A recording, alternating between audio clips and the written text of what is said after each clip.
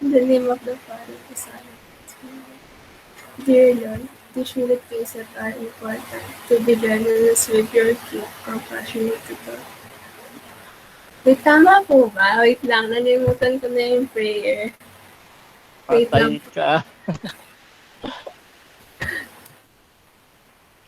Oh, help him, guys. Okay. Help naman si Marian. Wait, eto Eh, na sir, wait lang. may kodiko din ako dito eh. Ikaw wala kang kodiko. Dear Lord, teach me the things that are important, to be generous with your gifts, compassionate to those who have less, using the face of unfair circumstances, true and the world's values, contribute my own gracious lendings, don't go my way, and what man I was lending to. May nothing else matter except faith in your goodness, my neighbors and mine. Hope that things can get better. In charity, don't always set things right. May your special love for the poor, the mark of my unique reading central education. Be the work I excel in, the standard I constantly refer to, and my courage when I'm reaching someday. O Mary, conceived without sin, pray for us who have faith. Saint Vincent de Paul, pray for us. Okay. Thank you, Marian. I'll explain on that. Okay, thank you. Okay. So we start with the ano na no. Guys, ganito, nandito na ba lahat? Almost nandito na, no? Anyway, it's recorded naman. So inform na lang your classmate about our exam. So I'll start presenting na my screen, ha. We check the schedule. So next week, walang lecture, all exam. So can you check if may kita yung schedule?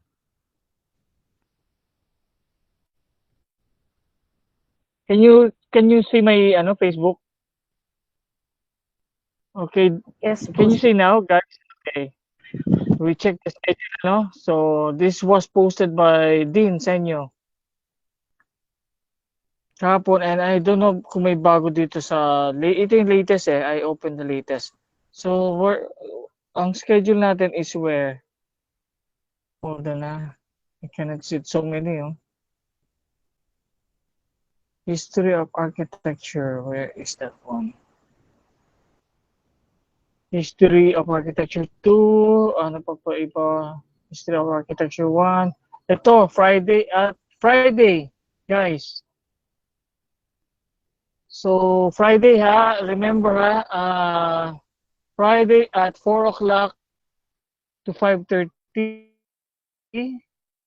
have limited hours lang, guys, so 1.5 hours. Okay, understand? Clear tayo dito, ha? Yes po, sir. Architecture 4. Okay, ha? So reserve nyo na yung time, ha? It's 1.5 hour. So hopefully makapag-exam kayo, kasi kung hindi, may iba yung exam nyo. Marami na akong ginawang set of exam. So mas mahihirapan, no? Kung hindi kayo sasali dito. Guys, yung ngayon, marami kaming question, full of questions siya. So every student, you will have a different set of questions. So hindi kayo pwede mag-chat, group chat, or sharing ng mga questions. Screenshots, no, and chat group, hindi na obra siya. And especially for midterm, marami siyang topic, no. I'll show you yung Ganito na lang, guys. If yung churches, siguro I will make that one after midterm na. It will be our quiz na. Yung mga churches kasi sobrang dami talaga. So your exam will be concentrated on bahay na bato and bahay kubo. Marami siya eh. Marami siyang items that you need to know. And actually, for yung topic na lang yun is almost 100 questions na eh. For that topic pa lang. Clear tayo doon, guys? So, yung churches, hindi ko muna ididikay, ha? You have project naman eh, drawing project for churches. So after midterm, I will make that one exam. And then wala na kang project for finals. Nagsawa na kasi drawing eh. Okay, clear tayo doon, guys? Do, do you understand? Yes po, sir. Yeah. So fair naman, ano? This is History of Architecture. No? I'll open. Okay, this is, can you see na may ano? No? So I have prelims, midterm, then yung isa is finals na hindi ko pa nagagawa. So for bahay na ba to? Ang dami, guys. So again, you have to understand, this one is Ventanilla, no? This one is Persiana. This is again is Ventanilla, Volada, balcony, yung overhang cantilevered part is yung Volada. And then this is Persiana nga, Persiana. And you have to know yung mga room names, no? Say yung this is second floor of bahay na bato. 2A is forget the name of 2A kagada. Okay, hold on ha. I'll just take my notes na lang muna. Bahay na bato, bahay na bato.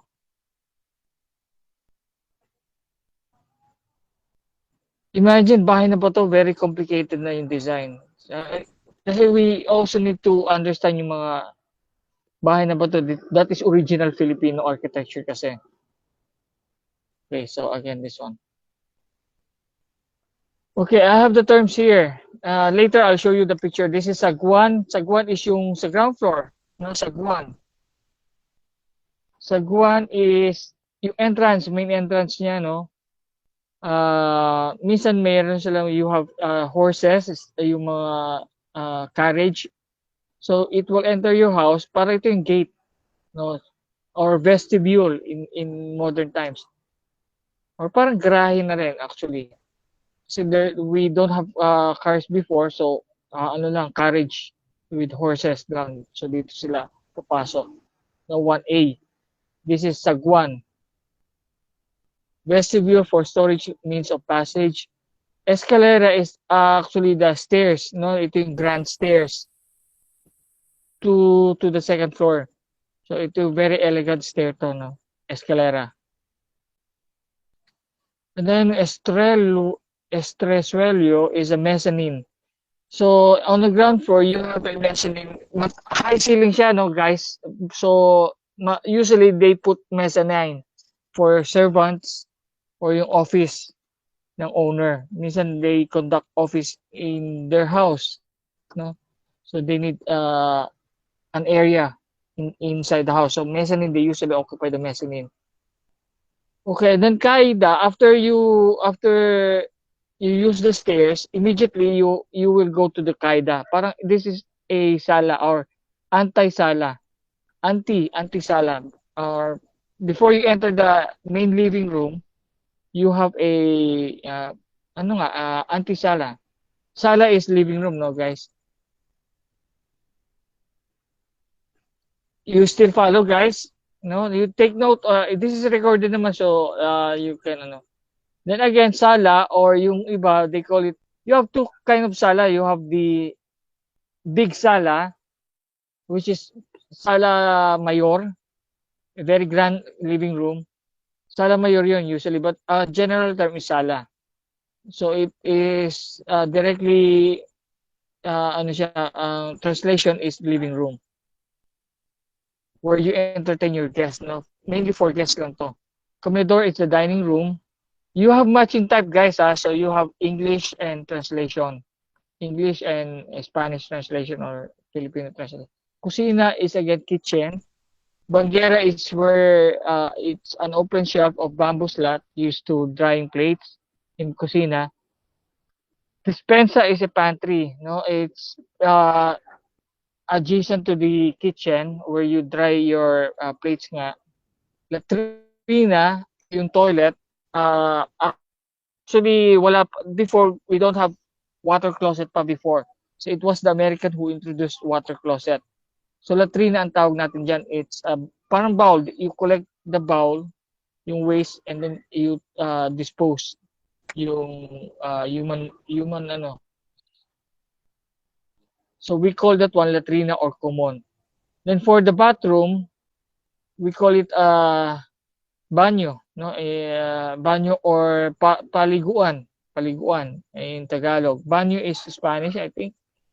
And for the bathtub, we call that one. We also have a term for bathtub. I will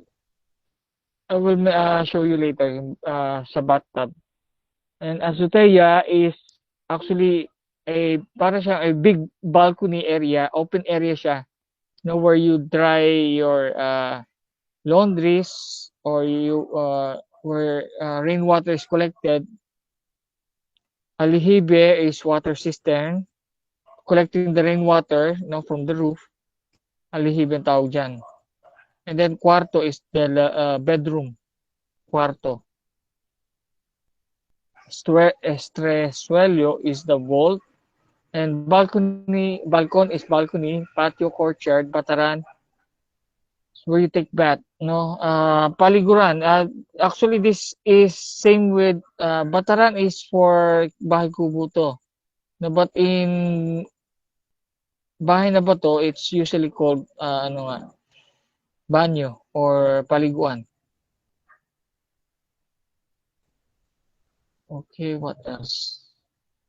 Sala Mayor, place for parties known as tertulias. Bolada is yung kanina pinakita ko, it's cantilevered part of the house. Bolada.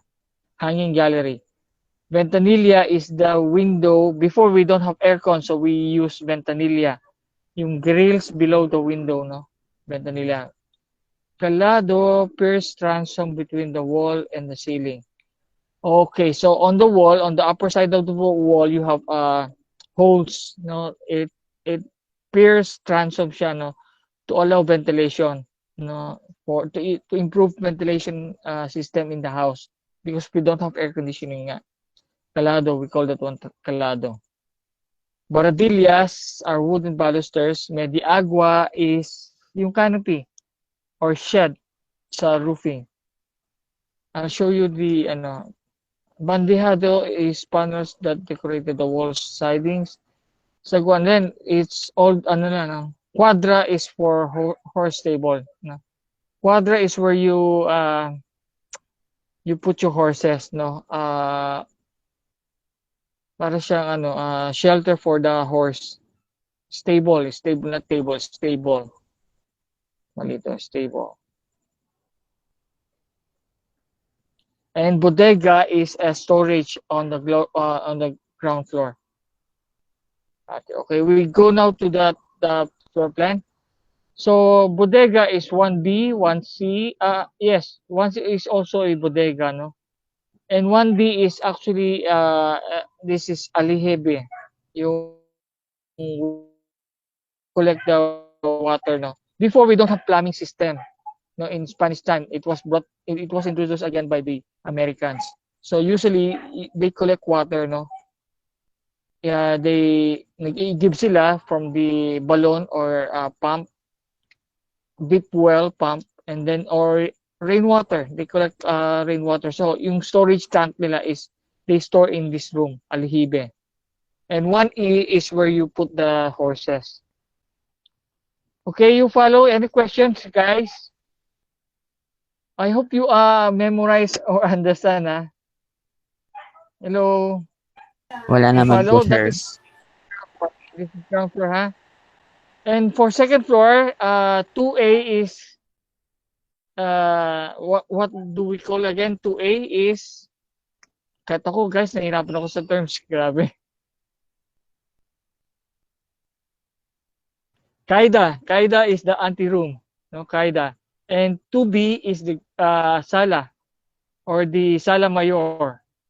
If you have big sala, we call it sala mayor. But if you have small sala, I'll mention later yung small sala.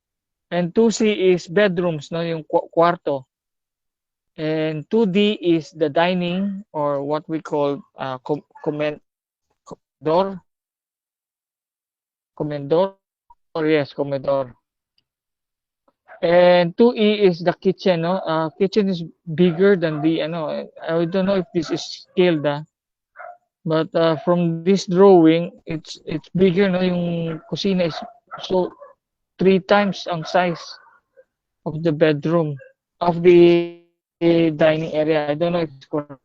And 2F again is alihibe, where you collect the water. On the ground floor, meron sila, and also on the second floor. Then 2G is the open area. This is the azotea. It's a big balcony, guys, for drying your clothes or your anything. It's an open area.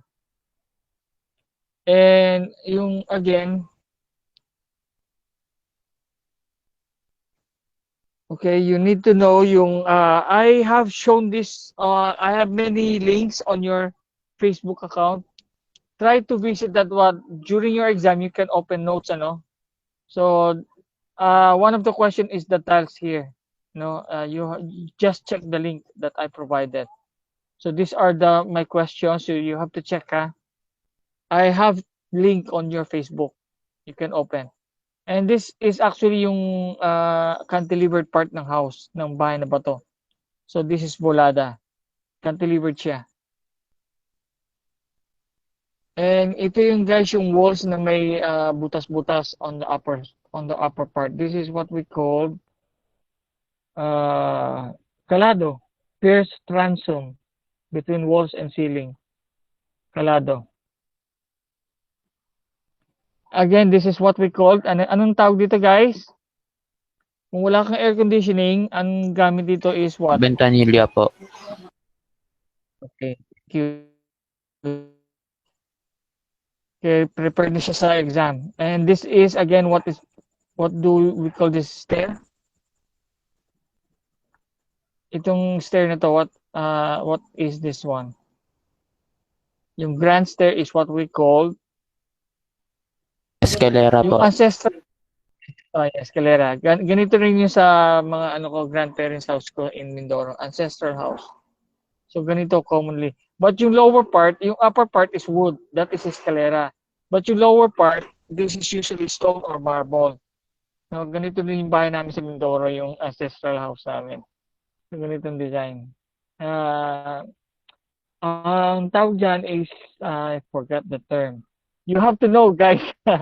Wala dito, but wala dito. Okay. Wala.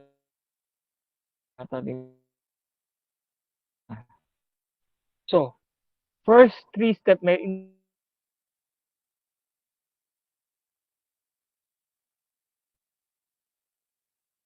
siya or marble. Again, we call that one descanso. Actually, this is maganda siya. Actually, wala nang nakikitang ganito masyado. Before, marami, no? Mga ancestral house, marami. Dito kami galo ng mga bata kami. And this is again part of your exam. I have provided the link. You just visit the link during your exam. And these are example of the room. I'll show you the pictures. You identify what room. Now, obviously, meron siyang bedroom. But I think the question here is about yung the bedroom, no? My question is about the furniture here. Again, may link ako provided about bahay na ba to. You visit the site while doing the exam. And this is yung actually the yung vestibule inside your bahay na ba to. This is what we call sagwan, no? Ito pa rin yung carport entry niya. Carport entry. Sagwan. This is again sagwan, no? Yung horse, syempre we don't have cars before, so yung horse can enter here. Or with the carriage pa, no? Ito kasama yung carriage and the owner. Again, this is volada, yung cantilevered part, ventanilla. Again, this is what we call sala, no? So this is a big sala. So we called this one sala mayor. Okay, this is the toilet, guys, and also you have a metal pan inside para sa chair. And then yung metal pan na yun, it will collect yung waste ng human waste and then dispose outside. So wala siyang plumbing system. This is the latrina.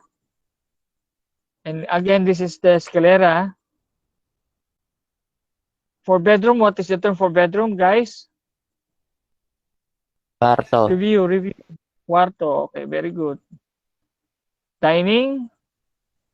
Practice, guys. Sige, Comedor. participate. Comedor. Comedor, very good. Okay, thank you. And for the kitchen, Kusina.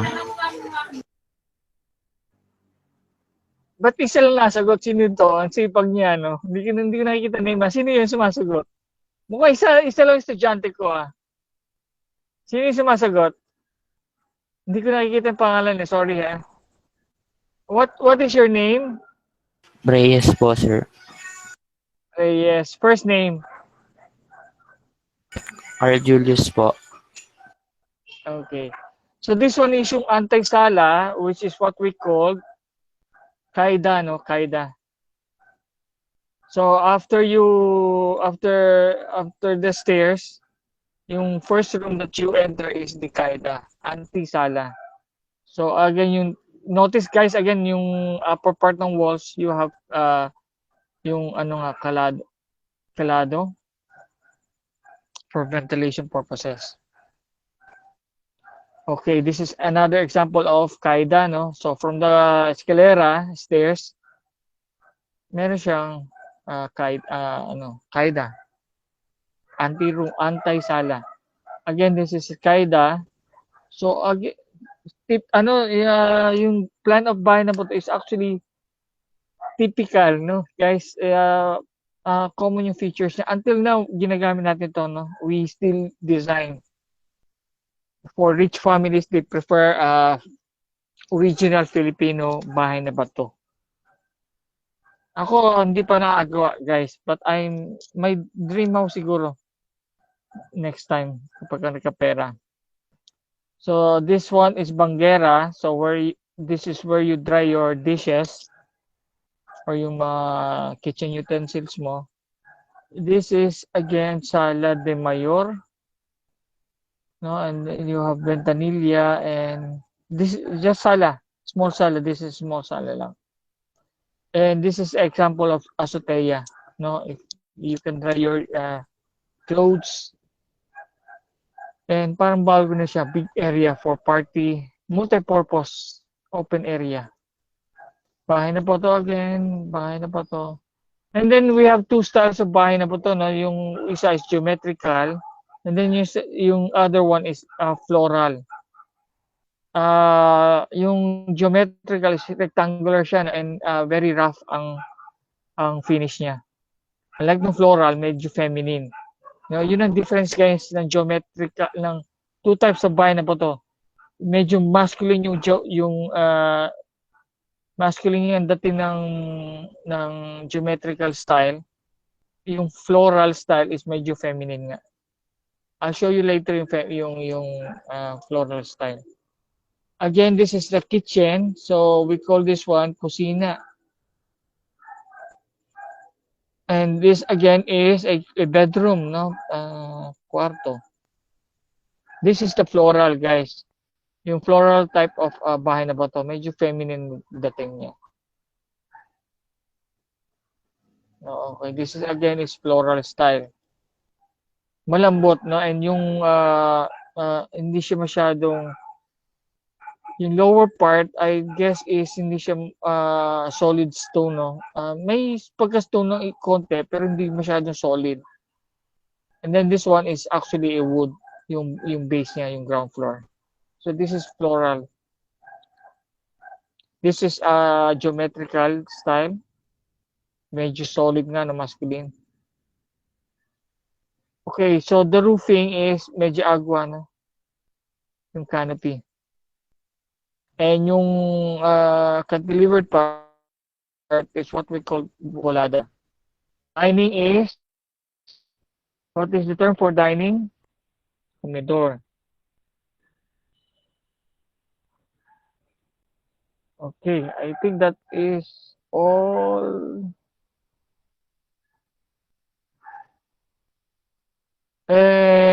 yung rocking chair is tumba-tumba, no? Yung rocking chair, this one.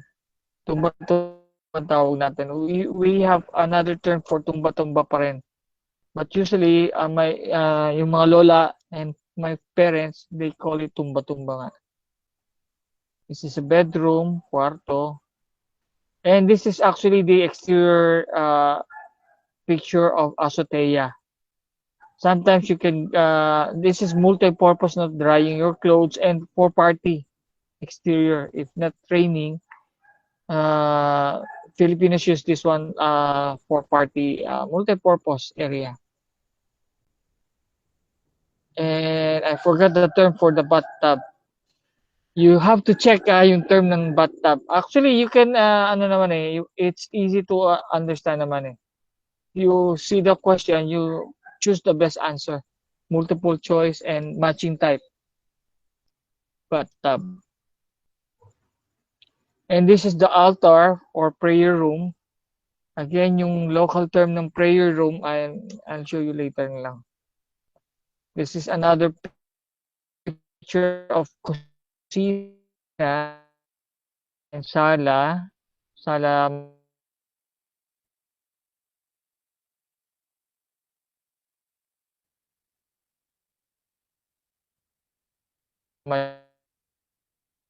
for ventilation purposes.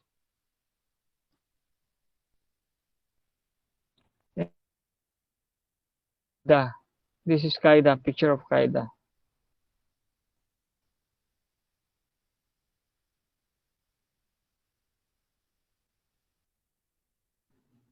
Okay.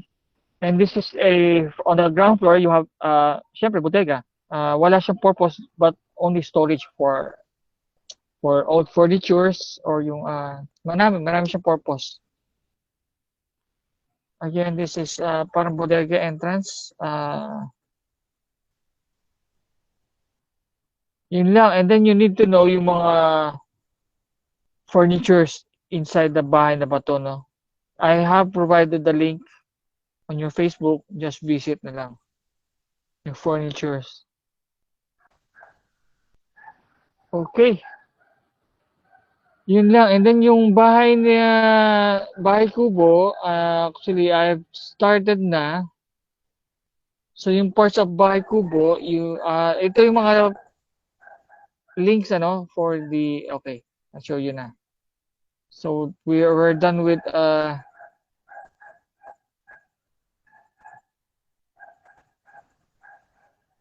bahay na bato. I'll check lang kung meron pang nakaligtaan, no? If I missed something.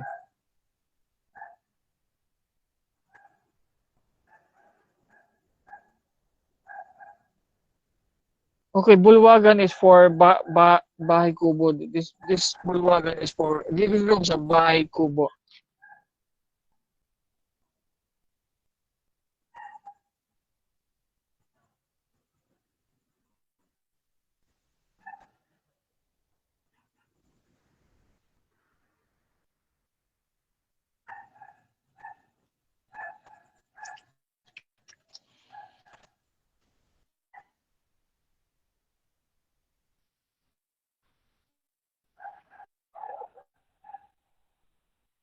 Kamusta guys yung project nyo? Can you finish? Please submit as soon as possible so I can check na ha. Sige po, sir. Kamusta guys yung project nyo? That one is for your for your class standing ha. You have to submit kasi that is 60%. Again ha, Marian Ong, please make bawi ha. Kaya buwapak. Important ang project. Finals, last na yan. But for finals, wala na masyado project. I'll just give quizzes. No, kasi maraming items for finals. So yung churches nga, yung Spanish churches, I will put as quiz. Yun ang magiging class standing nyo. Then you have American. Marami classical designs and yung mga art deco and yung mga modern architect. So puro quizzes tayo for the finals. Wala nang drawing. Nagsasawa na kayo drawing. Okay, and what else? May kulang pa ba? Guys, yung mga may mga asterisk are the ones I already na kasama na siya sa mga questions ko. Okay, we proceed with bahay kubo. Bahay kubo.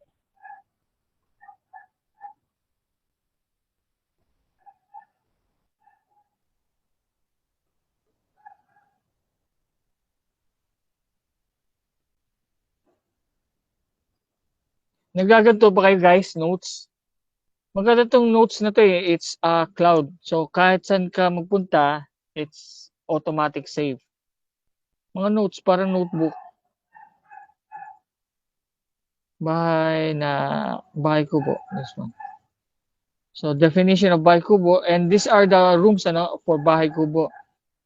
Or bahay kubo, or we call it, the American call it nipa huts. So bulwagan is the living room for it's a big area inside the bahay. So again, yung bahay kubo is for the poor people, and yung isa is for the rich people, yung bahay na bato. In both houses, I was able to experience living. No, medyo nakakatakot tirahan yung nipa hut or yung bahay kubo because of aswang. No, para madali siya mapasok ng aswang. Nung bata ako when I was a child, and yung bahay na bato naman, nakakatakot din because of mumu, yung my white lady. It's parehas nakakatakot tirahan. Kasi it's in the province kasi. And silid is what we call yung bedroom. Again, we have matching type here, yung translation, bulwagan, and direct translation in English. Gilir is paglutuan, ng kitchen. So different ang terminology for the poor and for the rich, mga Espanyol. This is bahay kubo is mainly for Filipinos. And cooking apparatus is dapongan or kalan, yung yung stove nila is kalan or dapongan. Bangahan or bangyera is the same as with bahay na bato, yung drying nila for the dishes and pots. Batalan is a porch with child-size jars are kept washing. Batalan. Okay, this is parang shower area nila, shower area or bathroom.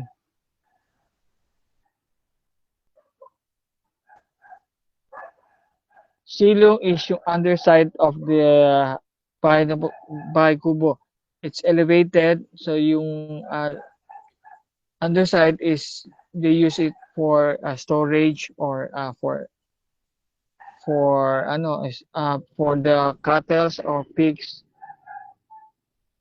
or yung chicken nila. They put the chicken below.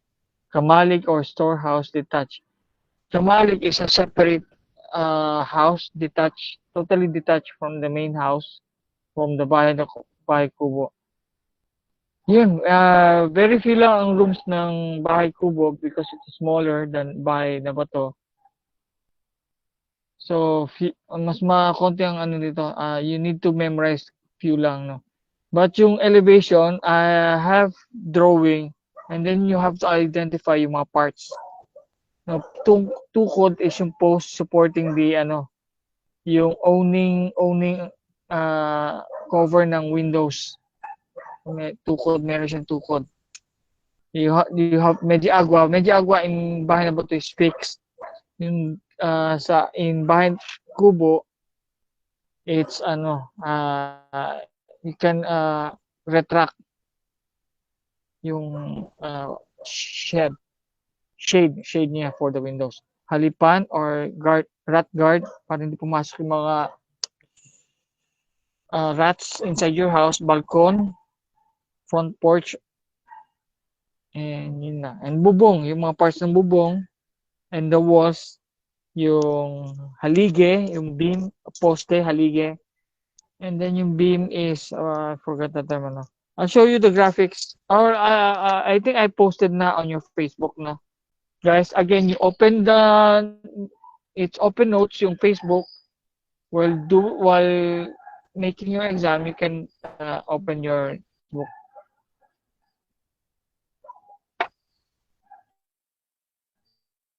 That you can use. Facebook mo na.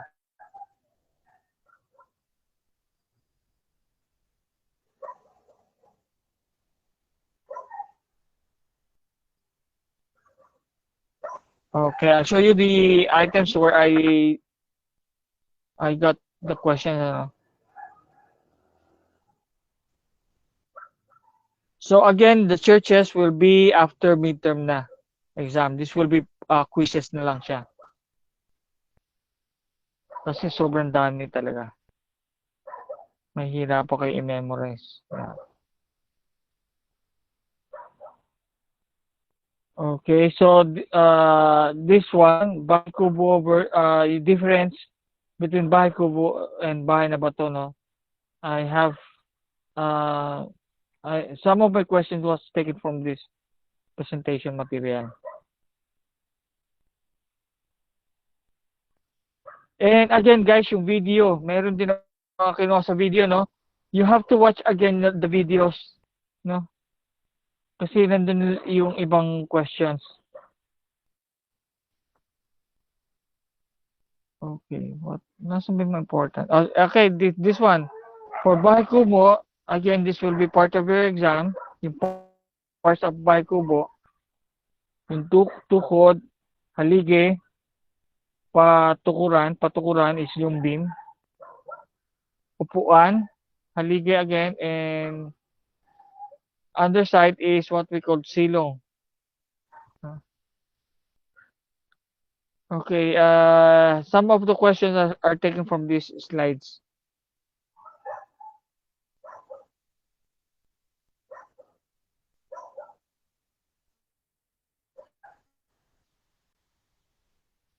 Okay, also here, you have Bahay na Bato. Okay, the definition here, I also used for the exam, no? Banggera. It's part of the exam, yung mga nakasulat dito. So, in some questions, walang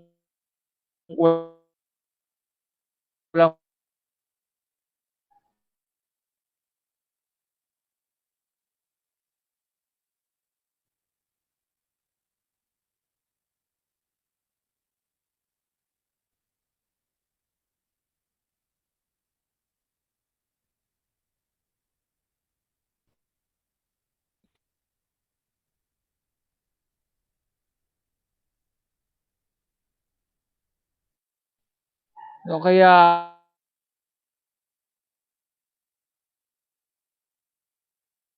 hindi ko option. Kanya-kanya kayo para makatapos kayo on time. Okay, it's open notes naman. So, it's still easy pa rin. So, just focus on your exam. Huwag tama naman ng group chat. Do not use group chatting. Okay? Anything more, guys? Baka magulat kayo sa exam. Okay? Binawasan ko na, ha? It's only Bahay Kubo and Bahay na Bato. Any question? Po? Wala po, sir. Sure kayo, kaya ang exam, ha?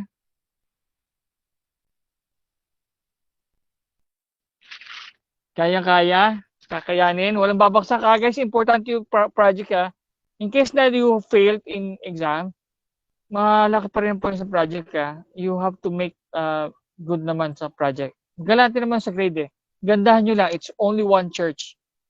No? Show the parts and yung perspective or yung floor plan, if you can show floor plan, mas maganda. No?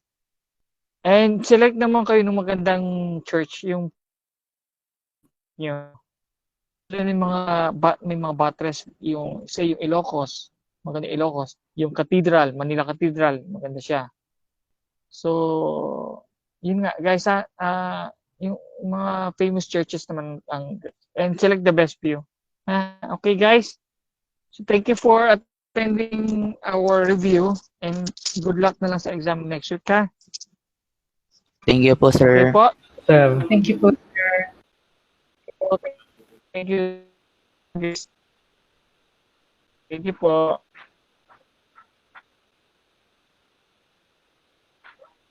Form na lang your